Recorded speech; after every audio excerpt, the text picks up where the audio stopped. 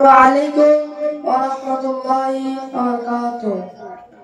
नहमदु व नसल्ली अला रसूलिल करीम अम्मा बाद।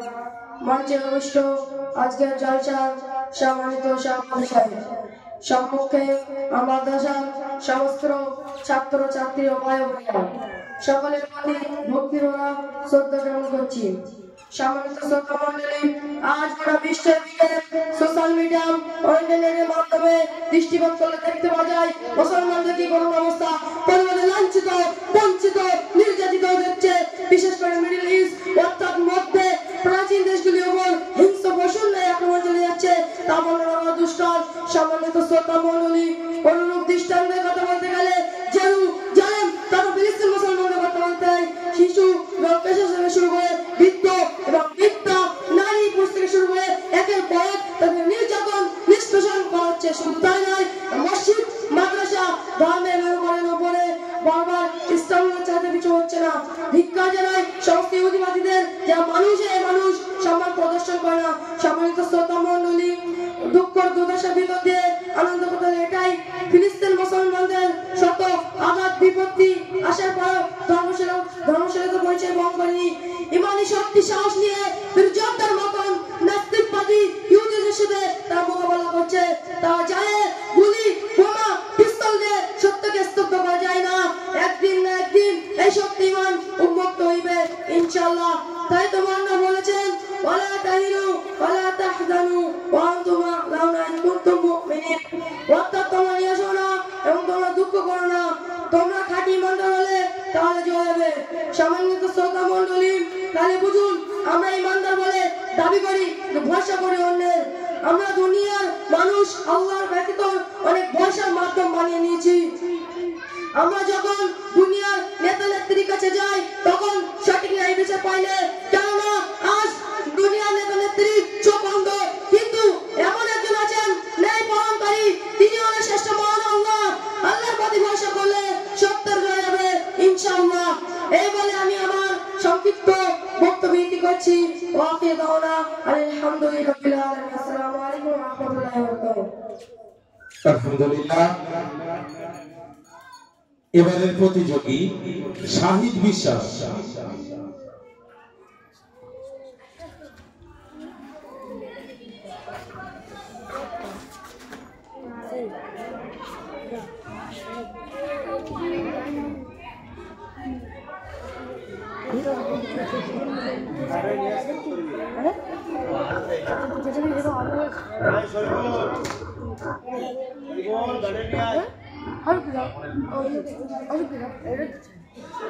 শরীফুল, কটলেসের ব্যাটারি নিয়ে এসে এখানে দিয়ে যাও।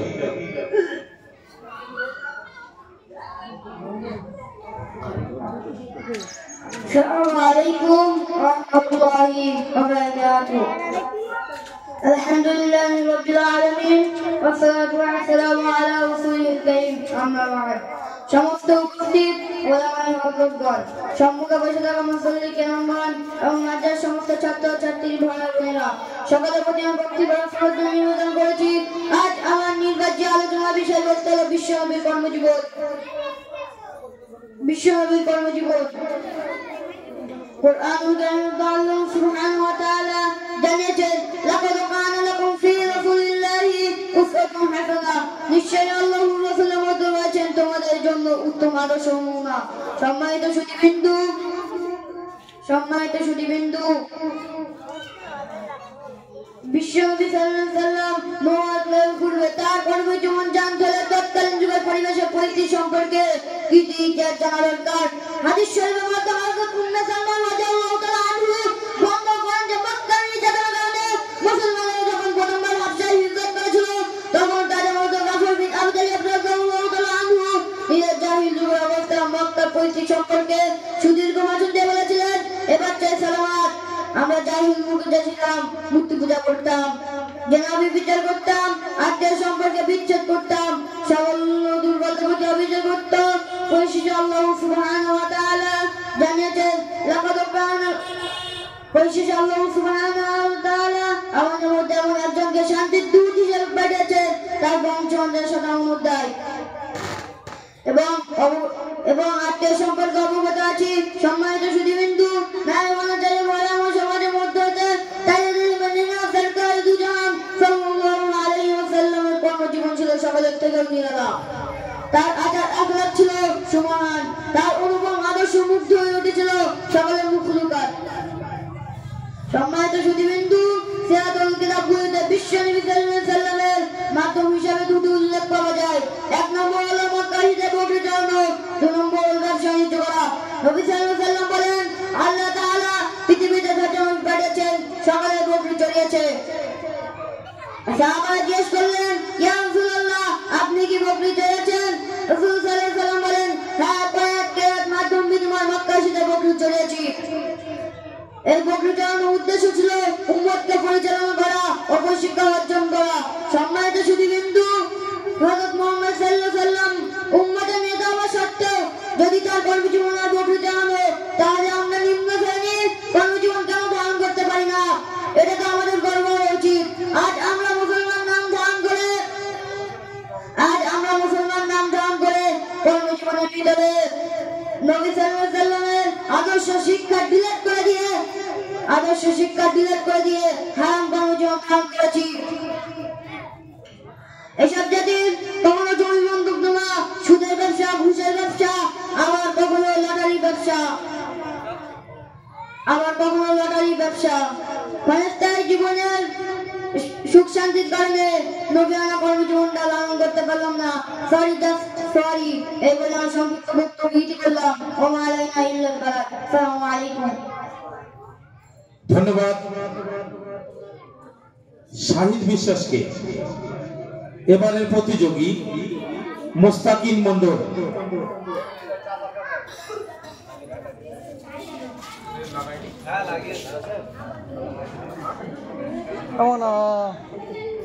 মানা গতি গে ওমানা না তোমার প্রশ্ন মানা।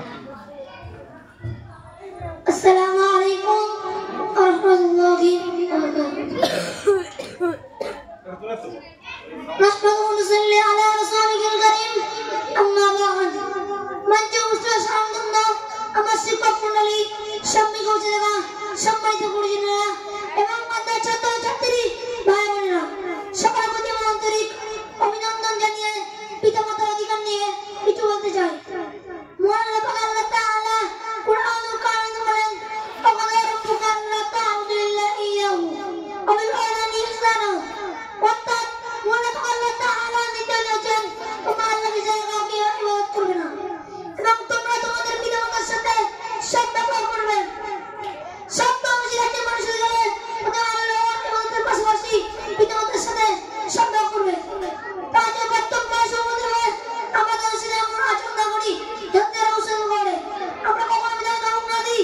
কুরআনুল কারীমে আমাদের পিতামাতার খিদমত প্রদান করার জন্য একমাত্র আদর্শ নবী রাসূলগণ সত্যি কি আমরা আমাদের পিতামাতার সাথে সদ্ব্যবহার করি এবং করতে পারি? সমাজে এমন জন্ম আছে যারা পিতামাতাকে দেয় না, তারা হয়তো বলে না, করতে না, এর মধ্যে লেচা দরকার। সন্তান এই মনে করে না আমার মা কত কষ্ট করে লালন করেছে, শিশু বাবাকে আমরা দিয়ে অনেক হয়েছে। সব পিতামাতা আমাদের কথা তাই আমাদের নবী হযরত মুহাম্মদ সাল্লাল্লাহু আলাইহি ওয়াসাল্লাম হযরত বলেন আফদালু আমাল সালাতি লিয়ামদিয়া আমির ওয়ালাই। অত্যন্ত সঠিক সময় সালাত করো এবং তোমরা তোমাদের পিতামাতার সাথে সদ্ব্যবহার করো। আল্লাহ তাআলা সকলকে পিতামাতার সাথে সদ্ব্যবহার তৌফিক দান করুন। এবার আমরা সংক্ষিপ্ত বক্তব্য শেষ করলাম। আসসালামু আলাইকুম ওয়া রাহমাতুল্লাহি ওয়া বারাকাতুহু। আলহামদুলিল্লাহ। এবারের প্রতিযোগী মোস্তাকিন।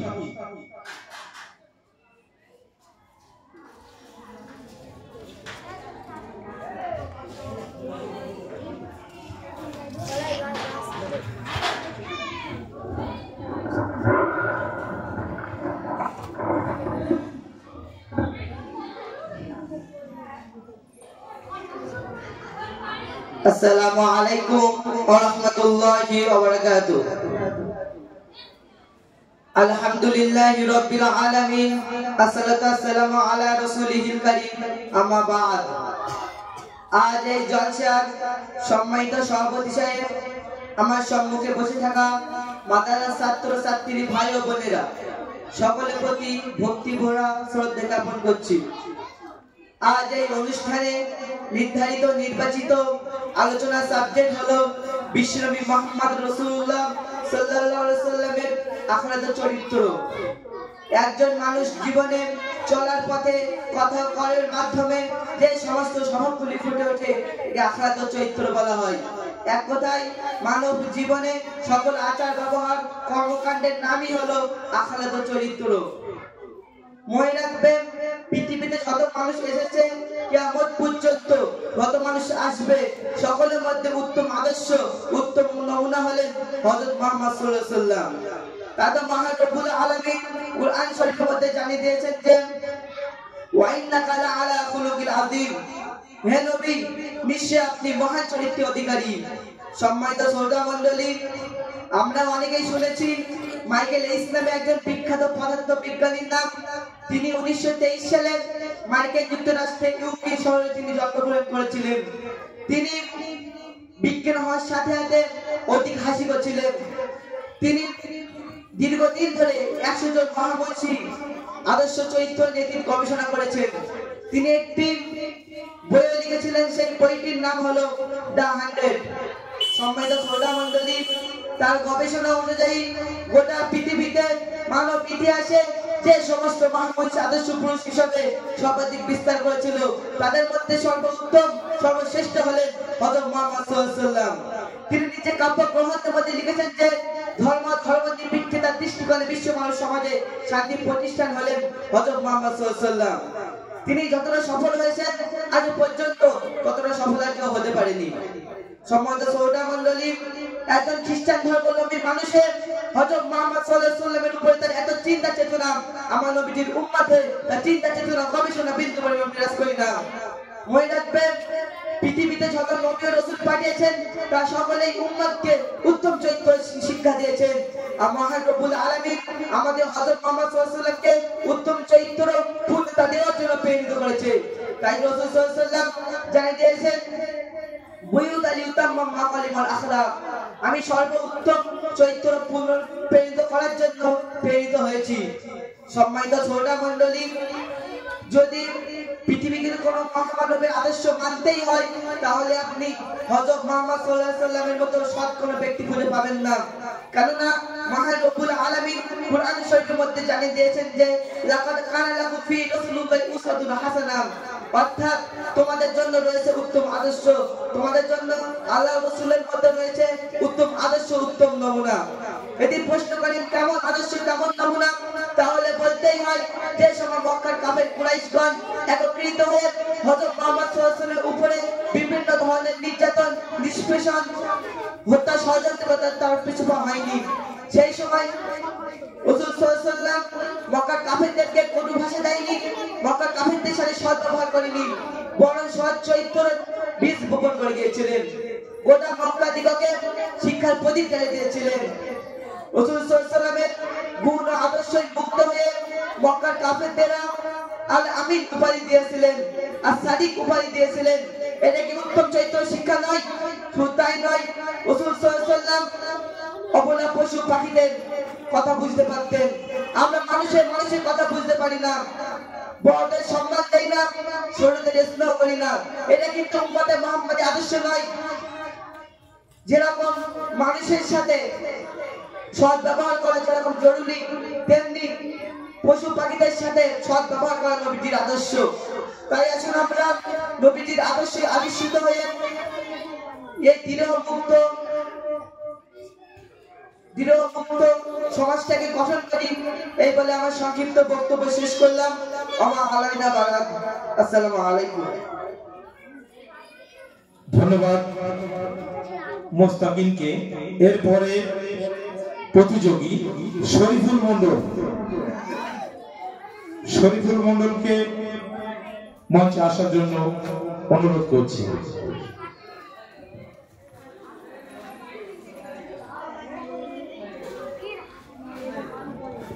সন্ধ্যেবেলা একবার নারায় তাকবীর, জোরে জোর হচ্ছে না কেন? একবার জোরে দেন নারায় তাকবীর, নারায় তাকবীর।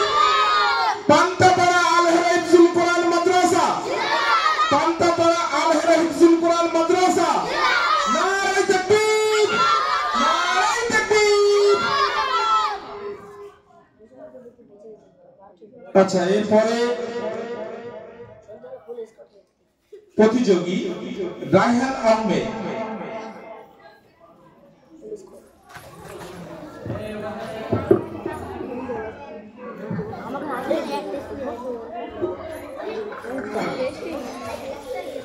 السلام عليكم ورحمة الله وبركاته.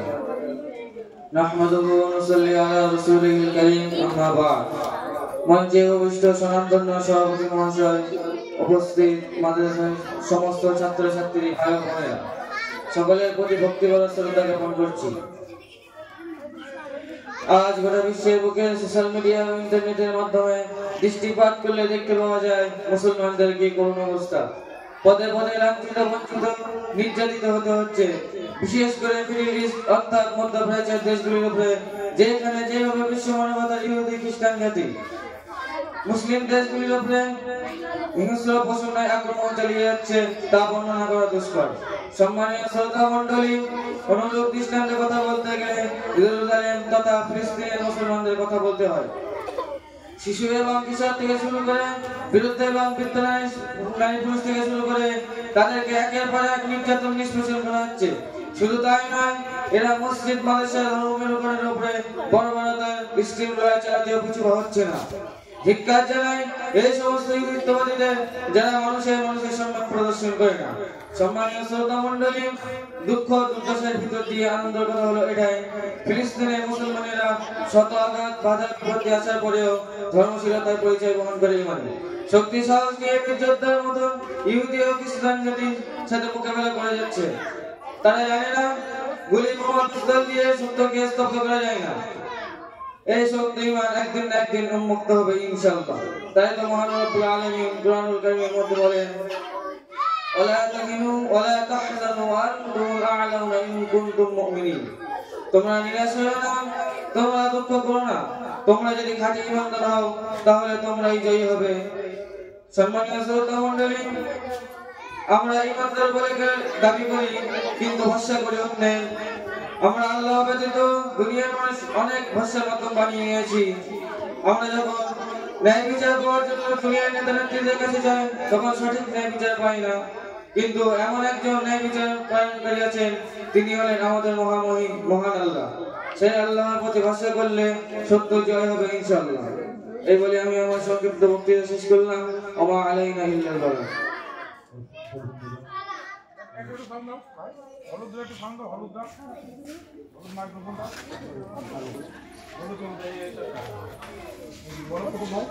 অসংখ্য ধন্যবাদ।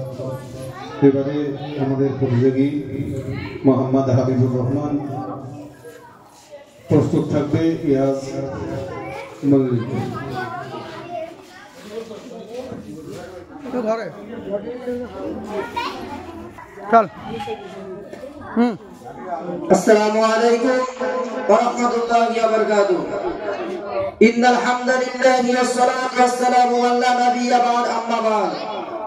সম্মানিত উপস্থিত স্বনামধন্য আমার শিক্ষক মণ্ডলী এবং মাদ্রাসার সমস্ত কর্মীবৃন্দু, সকলের প্রতি আমার হৃদয়ের স্তর থেকে সালাম এবং মুবারকবাদ। আজ অনুষ্ঠানে নির্বাচিত আমার আলোচনার বিষয়বস্তু হলো বেধর্মীদের রীতিনীতি অনুসরণ করা। বর্তমান যুগে গোটা পৃথিবীতে 4000-এর অধিক ধর্ম আছে, কিন্তু মহান আল্লাহর নিকটে একটি মনোনীত ধর্ম হলো ইসলাম। বাকি ধর্মগুলো হলো মানুষের মন গড়া ধর্ম। কেননা মহান আল্লাহ রব্বুল আলামিন কোরআনের মধ্যে জানিয়েছেন, ইন্নাদ দীনা ইনদাল্লাহিল ইসলাম, নিশ্চয় আল্লাহর নিকটে একটি মনোনীত ধর্ম হলো ইসলাম। পক্ষান্তরে মহানবী কারীম সাল্লাল্লাহু আলাইহি ওয়াসাল্লাম জানিয়েছেন, প্রতিটি নবজাত শিশু যখন জন্মগ্রহণ করে তখন সে তার স্বভাবগত ধর্ম ইসলামের উপরে জন্মগ্রহণ করে, কিন্তু পিতামাতার স্বীকার করে না হয়ে ওঠে ইহুদি, মুশরিক, ফকির, অগ্নি পূজা অথবা খ্রিস্টান। সম্মানিত বন্ধুগণ, প্রত্যেক ধর্মের নিজস্ব কিছু সভ্যতা ও সাংস্কৃতিক রীতিনীতি আছে, যেগুলি তাদের সন্তান থেকে অনুমোদন করা হয়। আমরা মুসলিম, আমাদের ধর্ম হলো ইসলাম, আমাদের ধর্মের নিজস্ব কিছু দৃষ্টিকাঞ্জের ও সন্তানের রীতিনীতি আছে। আল্লাহ তাআলা আমাদের ধর্মের আমাদের জন্য এমন একটি ধর্ম দিয়েছেন যেটা পূর্ণাঙ্গ জীবন বিধান। কিয়ামত পর্যন্ত সর্বকালের সর্বযুগের মানুষের জন্য অত্যন্ত যুগোপযোগী, যার মধ্যে আছে সমস্ত সমস্যা সমাধানে। আল্লাহ সুবহানাহু ওয়া তাআলা জানিয়েছেন, যে ব্যক্তি ইসলাম ছাড়া অন্য কোন ধরনের রীতিনীতি সন্ধান করবে তার পক্ষ হতে কখনোই তা গ্রহণ করা হবে না এবং পরকালে সে ক্ষতিগ্রস্ত হবে। আমরা এই আয়াত থেকে সুস্পষ্ট বুঝতে পারলাম যে অমুসলিম সাদাকা। রাসূল সাল্লাল্লাহু আলাইহি ওয়াসাল্লাম বলেন, মান তাসাদ্দাকা বিকাফাহু মিনহু, অর্থাৎ যে ব্যক্তি বিজাতিদের রীতিনীতি অনুসরণ করবে কিয়ামতের দিন সেই জাতির সাথে তার হাসর নাসর হবে। সম্মানিত শ্রোতা মণ্ডলী, অত্যন্ত দুঃখ ও আফসোসের সাথে বলতে হচ্ছে বর্তমান যুগে মুসলিম সমাজে ইহুদি, খ্রিস্টান, ফকির, নাসারাদের রীতিনীতি পালন করা হচ্ছে। পরিবর্তন খুব বেশি পরিমাণে পরিলক্ষিত হচ্ছে। উদাহরণস্বরূপ যদি দিতে হয় তাহলে 1 নম্বর পয়লা জানুয়ারি নববর্ষ দিবস পালন করা, 2 নম্বর জন্ম দিবস পালন করা, 3 নম্বর বড়দিন পালন করা, 4 নম্বর এপ্রিল ফুল পালন করা, 5 নম্বর ভ্যালেন্টাইন ডে অর্থাৎ ভালোবাসা দিবস পালন করা। শরিয়াতে এই সমস্ত দিবস পালন করার কোনো অবকাশ নেই। মুসলিম পরিবারে জন্মগ্রহণ করে আল্লাহর ভয় পরকালের পরোয়া না করে নির্লজ্জা, বেহায়া, ইহুদি, খ্রিস্টান, ফকির, নাসারাদের রীতিনীতি পালন করা হচ্ছে। অথচ মুহাম্মদ কারীম সাল্লাল্লাহু আলাইহি ওয়াসাল্লাম বারবার করে নিজের উম্মতদেরকে বিশেষ করে ফকির, নাসারাদের রীতিনীতি বারণ করতে নিষেধ করেছে। বর্তমান গোটা বিশ্বের বুকে এদের জনসংখ্যায় অন্যান্য জাতির তুলনায় অনেক কম। সম্মানিত শ্রোতা মণ্ডলী, সংখ্যায় কম হওয়ার সত্ত্বেও আধুনিক প্রকাশে বলে এরা নাকি গোটা বিশ্বকে অগ্নিগর্ভ করে রেখেছে।